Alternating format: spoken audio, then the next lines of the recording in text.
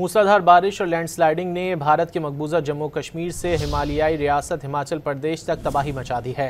Cloud burst के नतीजे में हलाकतों की तादाद 30 हो गई।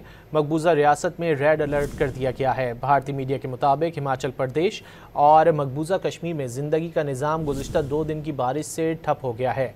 जम्मू कश्मीर में शदीद बारिश के सबब मोबाइल और फाइबर नेटवर्क ठप हो गया है। भारत के मेट्रोलॉजिकल डिपार्टमेंट ने अगले चंद घंटों के दौरान कई इलाकों में तेज़ बारिश का रेड अलर्ट भी जारी किया है। मीडिया रिपोर्ट्स के मुताबिक भारत की कई रियासतों में इस वक्त मानसून की बारिश ने मुश्किल हालात पैदा कर दिए हैं।